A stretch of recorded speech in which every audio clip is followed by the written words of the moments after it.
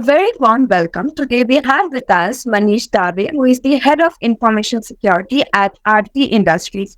A very warm welcome, sir. Thank you for joining at CXOTV. No, thanks for inviting.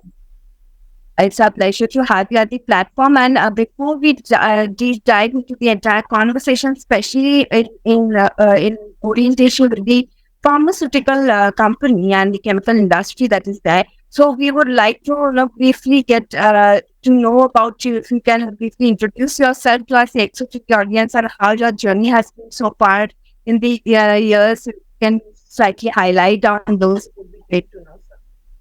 Yeah, sure. Thanks. So, broadly, I've spent like 32 years of my professional experience in manufacturing industry, different manufacturing industry, probably process industries to oil and gas, steel, electrical appliances, etc. And currently, I am consulting CISO for Aarti Industries, which is a specialty chemical manufacturing and pharmaceutical company. I've been fortunate that over the years I got opportunity to work with different industry frameworks and standards.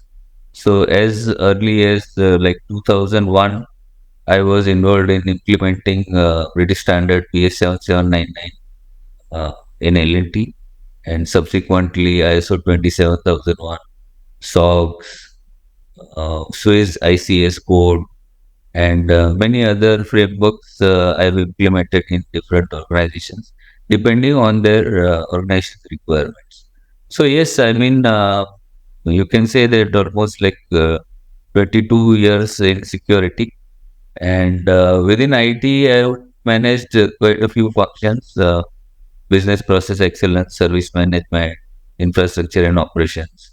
So, barring core development functions or SAP modules, I've managed most of the functions. So, that also helps me, look at cybersecurity from a very different and wide perspective. Yeah. Yeah, I think with decades of experience, we are lovely conversation that we are heading towards. And when it comes to the pharmaceutical and especially the chemical industry, which actually handles this sensitive data, so we would like to understand what are the key information security challenges which are unique to these sectors, and how does your organization address them? If you can slightly highlight on that. Yeah, maybe I'll start by giving an example Okay. that in chemical and pharma industry, the most important thing is that in within the research and development function, the scientists, hundreds of them, they keep on working on creating a molecule which is probably in grams, okay, Yeah. couple of grams or maybe so as small as that, and that is the core information that we want to protect because it is proprietary and that is what the industry banks upon. Okay. So this information is most critical to chemical and pharma industry. The R&D, the composition of a molecule, right? And from grams to maybe a few kilograms. So there is a pilot plant where they create this, output from small grams to maybe few kilograms. That's a pilot plant, and then subsequently on larger scale, maybe thousands of kilos, it is produced. So this is a cycle which happens in any chemical or pharma company, and these are the three stages or phases of industry which are very critical from information security perspective. So because all the intellectual property is inside the composition of that molecule, how it is manufactured, what are the machinery required or any other periphery systems required to produce them. So that is the core to cybersecurity related. All All right. So when you are saying that, I think these cyber threats are again constantly evolving. So can you share some insights into the current cybersecurity threats and the trends that you think which are actually affecting the pharmaceutical and especially the chemical industry? So, see this weekend, it's like new wine in old bottle. The cyber threats continue to remain the same, So it's only compromise of data or exfiltration of data and shutdown or compromise of systems. These are the only two things happening for ages now, and every trend that you see ultimately results into these two things only. Either your systems are compromised, your data is probably put on market for sale, or somebody steals your data and sells it to your competition, things like that. So nothing new on that side, but from the threat landscape perspective, the more newer technologies are being used, the risk exposure of organizations keeps on increasing. So, for example, in chemical industry, up until now, maybe 3 4 years back, all the industrial technology systems, the SCADA systems or the PCS, DCS system, those systems were working in isolation, and they were never exposed to the external world or the cloud. Now, with the new technologies and the digital transformation side of it, for example, manufacturing analytics, operational analytics. To do that, you need to send a lot of data to analytics engine on cloud, and then they massage the data and give you intelligence out of it, and which comes back to the organization. So when you open the doors to internet, your risk exposure also increases. So this is the new thing that's happening since last maybe 8 to 10 years, and with AI ML coming in now, the risk is again increasing because you don't know what you are exposing, where the data resides. If you don't have your APIs controlled or cataloged properly, you end up in sharing that data with external people. So a lot of newer technologies are also responsible for the new or rather increased threat landscape for the uh, industry in general. It's not specific to chemical or pharma, but overall, because of these new technologies, the risk exposure is increased drastically. Yeah. Right. So as you mentioned that, with every other time we are coming up to this advanced new technologies and the risk are being increased. So at the same time, we are talking so much about these emerging technologies, which are AI, IoT, cloud computing. So how do you think that they are actually affecting the approach to this information security in your industry? So it's like any other technology. I mean, there's no what do you call specific one size fits all kind of thing. It depends on what is the organization need, how much does it impact the organization's operations, finance. So you always look at risk for four things, right? So one is your brand image, brand reputation. Another is business operations. The third one is finance, and the fourth one is regulatory or compliance. So when you look at cyber risks from these four contexts, your organization will have very different risk if you compare it even with the similar industry type. So maybe one chemical manufacturing company will have very different risk if compared to a similar chemical company. So it is very organization specific, the geography, the geolocation, the culture of that region where the manufacturing facilities are. It depends on a lot of things. So if you ask me very specific to Aarti, yes, there would be some. I would not like to discuss it in public space, but there would be risk which the leadership they sit together and deliberate on how much does the risk if it materializes, how much impact it will have on the organization. So that is more important.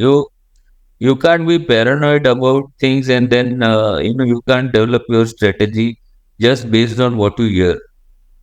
So if you compare with other manufacturing industries, so where there is a cutthroat competition, and every day in day out, the if you don't dispatch the material on time, probably some other vendor will pick up your order. So we don't have that kind of problem in chemical industry as against other manufacturing companies. So it also depends on what type of businesses you deal in as part of the organization's team. So, for example, in chemical industry, the engagement with the customers are probably contracts for years together, maybe 5 year, 10 year contracts. So it's not like you have to hunt for a customer every day. Yes, it happens, but the business development team of probably a cement company versus a chemical company, they have very different objectives and targets. So in chemical industry, even the customers, they also invest money in the manufacturing facilities in some cases. So the whole dynamics of business is very different in Right. chemical industry, and hence, So it will vary to industry. yes, and hence the risks are also very different. So it will not matter in the chemical industry if the material reaches the customer 2 hours late, probably. Uh, then that's not, there's not an impact. But if it were a cement company, probably yes, or any other company, the impact would be very different. So based on what impact a risk materialization will have, the we define our cybersecurity strategy depending on the impact. Yeah. Understood. So, moving ahead, when we talk about this supply chain, I think it's very important to ensure that the security of the supply chain is as well as vital for this pharmaceutical and chemical manufacturers. So, what strategies do you think which employers should take in to actually secure their supply chain against the cybersecurity threats and the vulnerabilities that are there?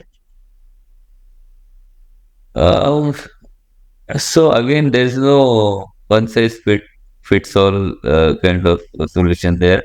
But I would say that instead of just keeping on implementing cybersecurity solutions here and there, we should look at how to withstand and how to overcome the impact if there was a cyber incident. So, incident response should be the prime focus of CISO, not in chemical industry in general, because any manufacturing company, the supply chain risk more or less are same.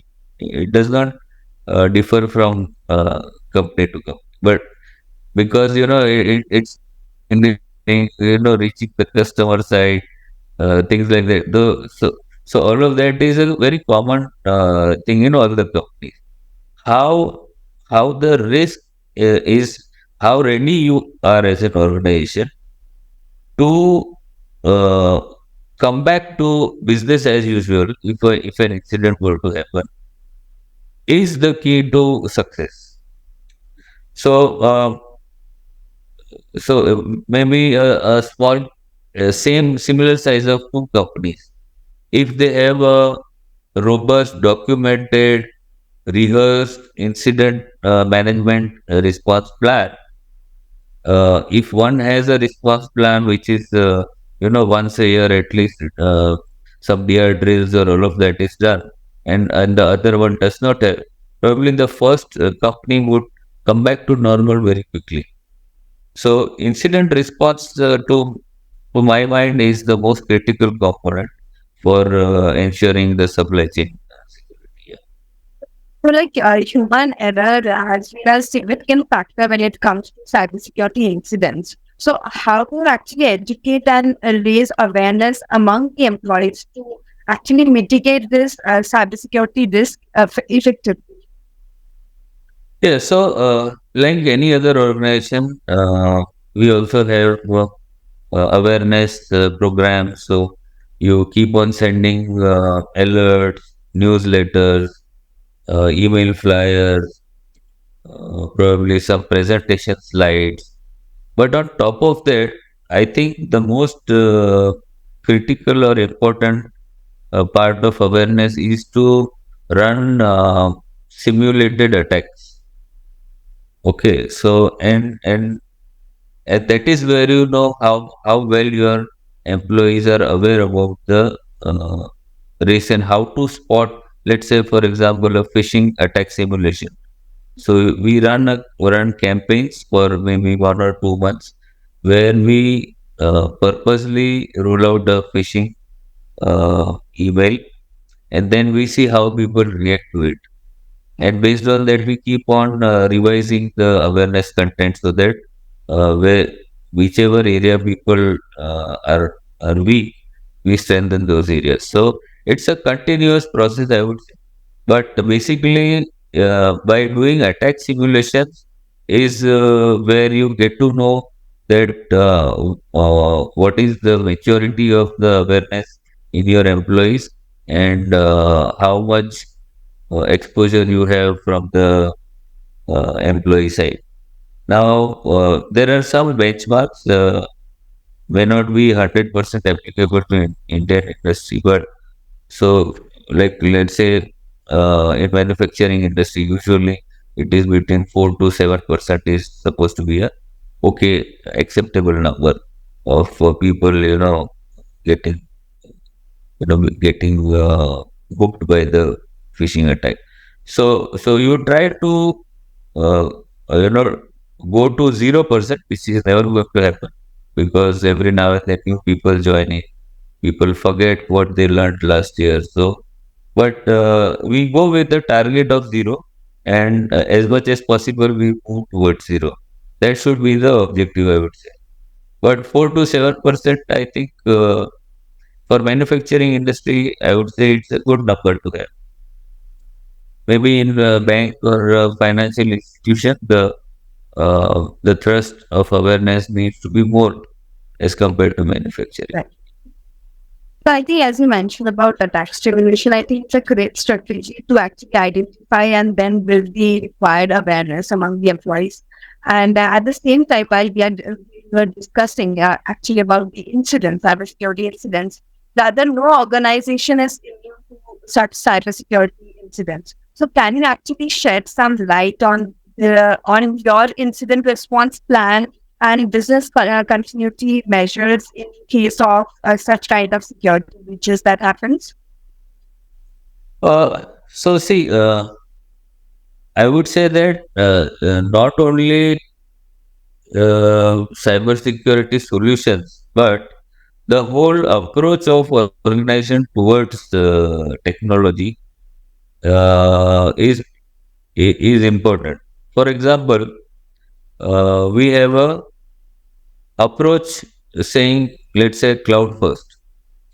So any business application, a critical business application, if you move with an approach of let's say SaaS application, okay, SaaS based application, then the continuity of that application is not your problem anymore. You don't need to think of a lot of continuity activities or doing disaster recovery drills, etc. Why? Because that onus is on the SaaS application provider. And if you go with established vendors, so they assure 99.997 or 99.97 whatever availability. So I think as strategy, you should also keep in mind that as much as possible, uh, yeah, you should have your critical applications that are accessible from anywhere. So if you host it on your own premise, uh, all of them, then you are bringing all the risk to your premises, because if something goes wrong, then you have to build it up and all of that. Whereas if it is just about a secured access to a SaaS application, then all you need to ensure is connectivity to that application, and a secured connectivity. So that's all you need to do. Same is with the on-premise versus cloud. So the more you move on reliable cloud service providers, the availability and the integrity of your applications becomes higher when you go with partner whose bread and butter is to provide cloud services, right? So as strategy, you need to have something besides cybersecurity solutions. Like I mentioned, that you go through the digital transformation, a lot of things you need to change besides just building, let's say DLP and PAF and those kind of security solutions. I don't think you can achieve security only by looking at one area. So you need to look at the whole gamut of technology and how it is used by the organization. Right. I think moving ahead, when it comes to the cybersecurity, you'll highlight some of the top focus areas and priorities which you think that will be coming up in the next 3 to 5 years. So the list is endless probably, but I would say that look, stick to the basics. I mean, like I mentioned, that there are only two cybersecurity risks, right? One is data exfiltration and another is compromise of systems. Similarly, what you lose as part of any attack or any incident is data. So start with creating a robust data protection framework. You know what, first you should know what you need to protect.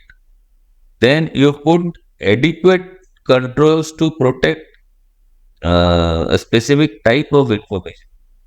What you generally people end up doing is that they will have the same control for all kinds of information, and that is where the CISOs go wrong.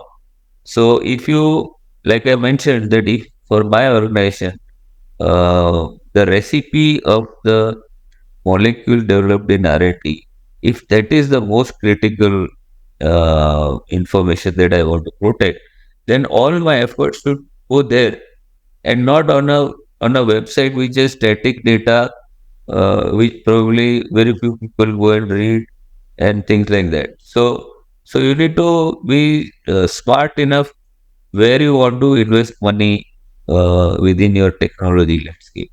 Yeah.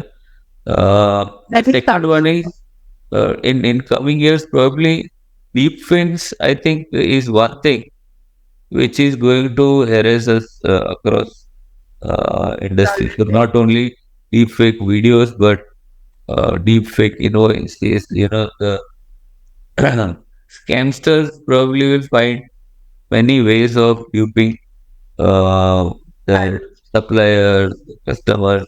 So between you and your customers, organization should have a checking mechanism that if it's a large sum of money, then there has to be 2-3 medium to ensure that the money is sent to the correct uh, account number in the correct bank, so on and so forth. Just an example. So you can't depend on an email because email can be first. Somebody man in the middle can change content of email and send it to your customer probably. But if you also have a mechanism to recheck with the account department through phone or maybe some OTP, then it adds to the authenticity of the transaction.